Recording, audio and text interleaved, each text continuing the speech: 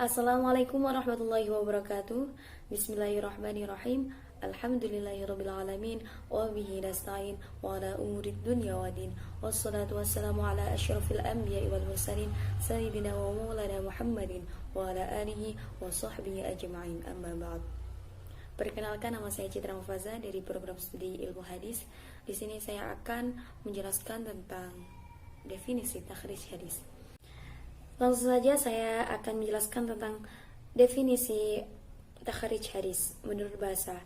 Definisi takhrij hadis menurut bahasa itu dari bentuk masdar yang berasal dari kata kharaja yukhrij takhrijan, yang berarti mengeluarkan dari suatu tempat, atau bisa diartikan juga sebagai az-zuhur, tampak, dan al-buruz, yakni jelas. Takhrij juga bisa diartikan sebagai al-istinbat, yakni mengeluarkan, dan at-tadrib meneliti, at-taujih menerangkan. Sedangkan secara istilah, takhrij yaitu menunjukkan letak atau tempat hadis dari sumber-sumber aslinya. Sumber-sumber aslinya yakni kitab hadis primer, di mana hadis itu diterangkan secara lengkap, redaksi matan dan rangkaian sanadnya, sehingga kita mengetahui kualitas hadis tersebut, derajat hadis tersebut juga kita ketahui. Tujuan kegiatan takhrij ini untuk mengetahui sejauh mana sumber hadis tersebut dapat dipertanggungjawabkan keotentikannya. Apakah hadis itu ditolak, mardud, ataukah hadis itu diterima dan dapat dijadikan hujjah.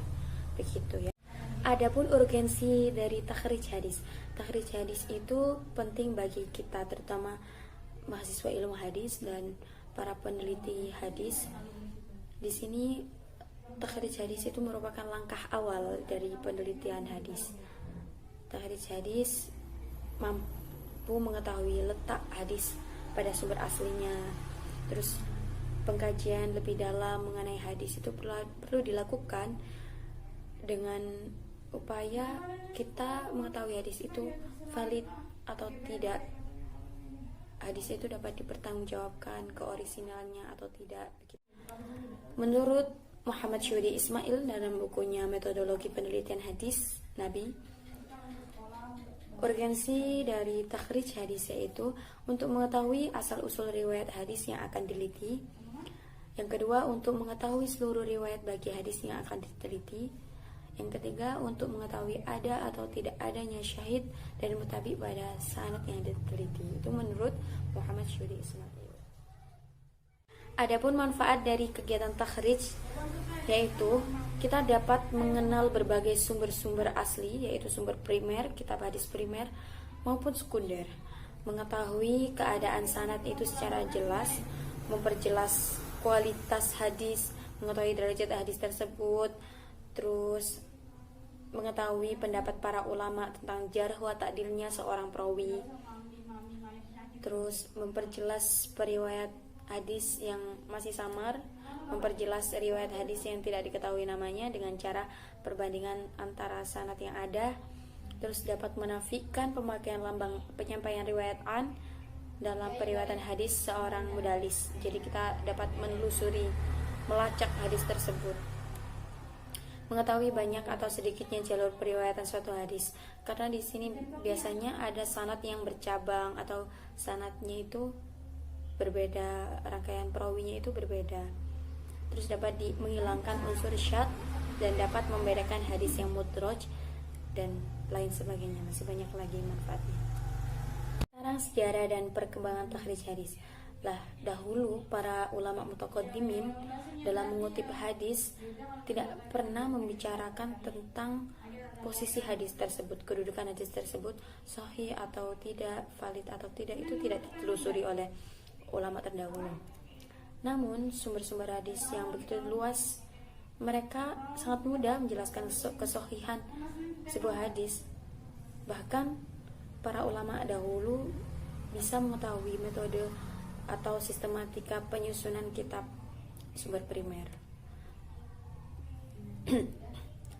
Lalu di sini Abu Bakar As-Siddiq yaitu diklaim sebagai orang pertama dari sahabat Nabi yang selektif dalam menerima informasi hadis dari Nabi. Sampai pada akhirnya takhrij hadis berkembang pesat pada tahun 8 sampai pada abad ke-8 atau ke-9 Hijriah. Lahirnya takhrij hadis ini beriringan dengan berkembangnya berbagai macam disiplin ilmu, yaitu fikih, tafsir, dan sejarah. Para ulama fikih, tafsir, dan sejarah ini seringkali menyebutkan hadis tanpa menyebutkan sanad atau tanpa menyebutkan mukhodij, siapa yang mengeluarkan hadis tersebut, sehingga valid atau tidaknya itu belum bisa dipertanggungjawabkan. Seiring berjalannya waktu, kajian hadis ini semakin surut dan para muhadisin yang menguasai hadis itu berkurang dan yang menghafal hadis pun relatif sedikit. Sehingga ini mendorong para ulama untuk melakukan kajian lanjutan terhadap hadis dengan menciptakan metode khusus untuk menemukan sumber-sumber hadis dari kitab aslinya, dengan penyusunan kitab yang sistematis sehingga memudahkan para peneliti untuk menelusuri kitab-kitab hadis tersebut. Kemudian muncullah apa yang dinamakan kitab takhrij hadis. Kitab takhrij pertama kali muncul adalah Al-Kifayah fi Ma'rifat Usul Ilmi Al-Riwayah, yaitu karangan Al-Khatib Al-Baghdadi. Beliau wafat 463 Hijriah. Kitab ini yang berkenaan dengan hadis pertama kali karangan Al-Khatib Al-Baghdadi yang diakui pengaruhnya oleh Ibnu Hajar. Kemudian Takhrij Al-Fawaid Al-Muntakhabah Al-Sikha wal Gharaib, yaitu karya Abu Al-Qasim Al-Husaini. Dan Takhrij Al-Fawaid Al-Muntakhabah Al-Sikha wal Gharaib ini ada juga yang karya Abu Al-Qasim Al-Mahrawani. Namun kedua kitab ini menurut At-Tahan masih berupa manuskrip, jadi belum dibukukan, belum berupa buku. Dan Takhrij Al-Hadis Al-Muhadzab karya Muhammad ibn Musa Al-Hazimi Asy-Syafi'i. Takhrij hadis pada abad ke-20, ulama hadis kontemporer menuangkan buah pikirannya dan pengetahuannya tentang takhrij yang berupa buku-buku. Di antara karya cemerlang adalah Usul At-Takhrij wa Dirasatu As-Sanid karya Dr. Mahmud At-Tahan, dan Turuqut Takhrij Al-Hadis karya Syekh Sa'ad bin Abdullah Al-Hamid.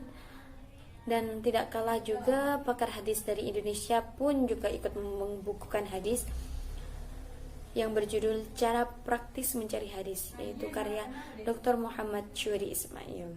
Jadi begitu secara perkembangannya. Sekian penjelasan dari saya. Akan dilanjutkan metode-metode dalam takhrij hadis yang akan dijelaskan oleh rekan saya Muhammad dan. Assalamualaikum warahmatullahi wabarakatuh. Saya Dani Syauki Mazhar. Di sini saya akan menjelaskan mengenai metode-metode yang ada dalam takhrij hadis.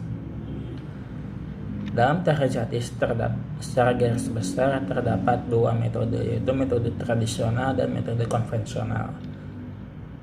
Untuk metode tradisional terbagi kepada 5 jenis metode. Yang pertama yaitu metode indeks kata.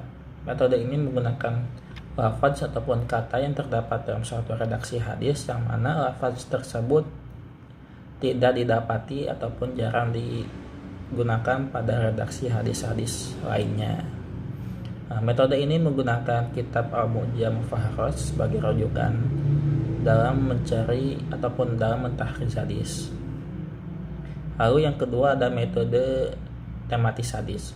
Metode ini menghimpun beberapa hadis yang sesuai dengan temanya. Misalnya menghimpun hadis-hadis tentang sholat lalu dicari dalam tema ibadah dan lain sebagainya.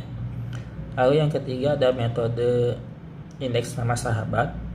Metode ini menggunakan nama sahabat untuk melakukan pencarian hadis dalam kitab primer hadis. Misalnya ada hadis riwayat dari Abu Hurairah, maka hadis tersebut dicari dalam kumpulan hadis-hadis yang diriwayatkan oleh Abu Hurairah begitu. Lalu yang Keempat, ada metode lafaz awal matan. Metode ini menggunakan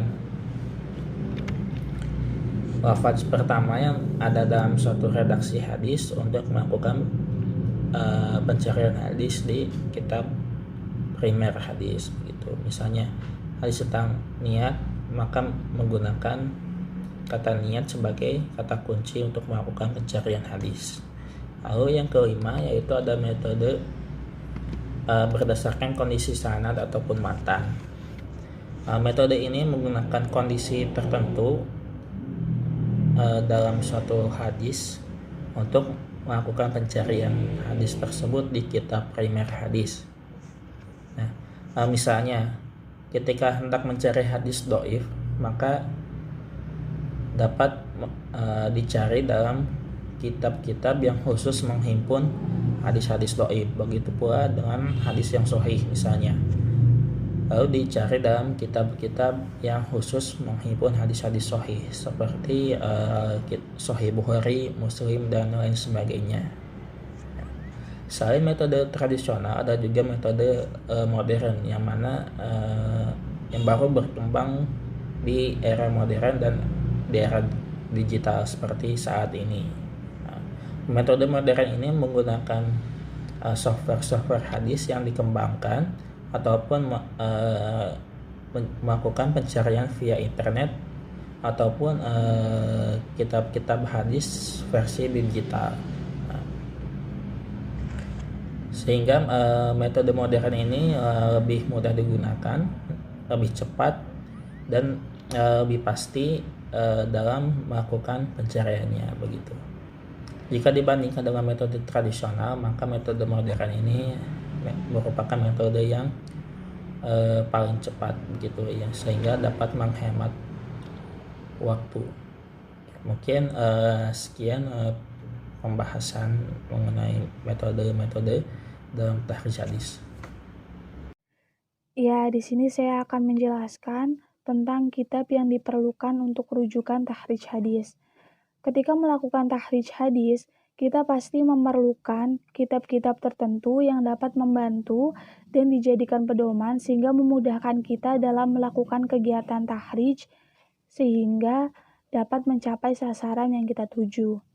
Di antara kitab yang dapat dijadikan pedoman dalam studi tahrij adalah Usul At-Takhrij wa Dirasat Al-Asanid oleh Muhammad At-Tohan, Usul At-Tafrij bi Usul At-Takhrij oleh Ahmad bin Muhammad As-Siddiq Al-Ghurami, Metodologi Penelitian Hadis Nabi oleh Syuhudi Ismail, dan lain-lain. Selain kitab-kitab mengenai ilmu tahrij yang tadi saya sebutkan, tentunya kita memerlukan rujukan primer dari kitab hadis itu sendiri. Nah, rujukan primer kitab hadis itu sendiri ada 3, yaitu kitab-kitab musnad, kitab-kitab mu'jam, dan kitab-kitab atraf. Pertama, kitab musnad adalah kitab yang mentakhrij hadisnya berdasarkan nama sahabat, atau kitab yang mengumpulkan hadis-hadis sahabat. Jumlah kitab musnad itu sangat banyak. Al-Qatani menyebutkan terdapat 82 kitab, dan sebagiannya menyebutkan terdapat 100 kitab.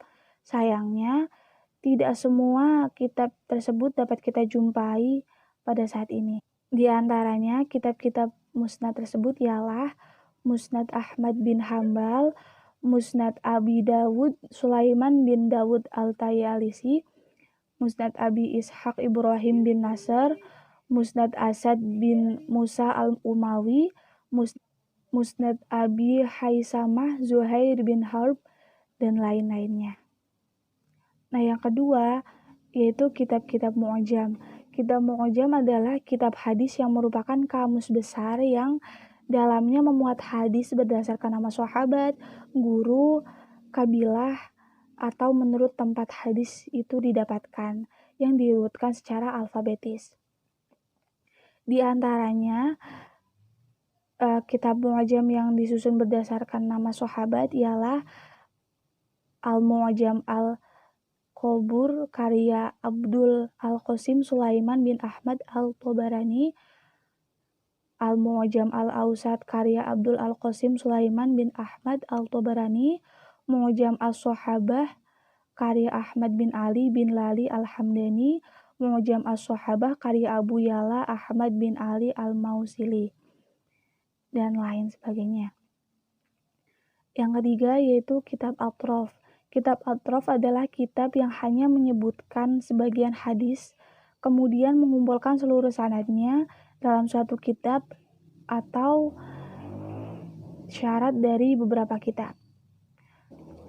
Di antara kitab-kitab Atrof yang terkenal ialah Atrof As-Sahihain karya Abu Mas'ud Ibrahim bin Muhammad Al-Dumashqi, Atrof As-Sahihain karya Abu Muhammad Khalaf bin Muhammad Al-Wasifi, Al-Ashraf ala Ma'rifah Al-Atrof karya Abu Al-Wasim bin Al-Hasan yang terkenal dengan nama Ibnu Asakir Al-Dumashqi, dan lain sebagainya. Nah, kitab-kitab yang saya sebutkan di atas yaitu kitab yang dapat menjadi rujukan dalam mentakhrij hadis, di samping kutub as-sab'ah yang menjadi kitab primer paling utama dalam studi ilmu hadis. Nah, kitab-kitab di atas hanyalah sedikit dari sekian banyak kitab hadis yang ada. Kesimpulan yang dapat kita ambil dalam pembahasan ini ialah takhrij hadis merupakan salah satu cabang dalam ilmu hadis yang sangatlah penting dalam penelitian hadis, terutama dari segi penelitian sanad. Karena dengan takhrij hadis kita dapat mengetahui dan menemukan sumber asal hadis dan mengetahui kredibilitas hadis tersebut, sehingga tidak mudah terjebak dalam hadis-hadis dhaif bahkan maudhu. Nah, di dalam takhrij hadis ada beberapa metode, yaitu seperti metode indeks kata, tematis, indeks nama sahabat, kondisi khusus sanad atau matan, lafaz awal matan, bahkan hingga metode digital yang penggunaannya sangatlah mudah dan hasilnya cepat. Dengan metode-metode di atas dapat membantu para pelajar dan peneliti hadis dalam menemukan sumber hadis secara benar dan tepat. Ya, sekian pembahasan dari kelompok kami. Terima kasih. Apabila ada kesalahan, kami mohon maaf. Wabillahi taufiq wa hidayah. Wassalamualaikum warahmatullahi wabarakatuh.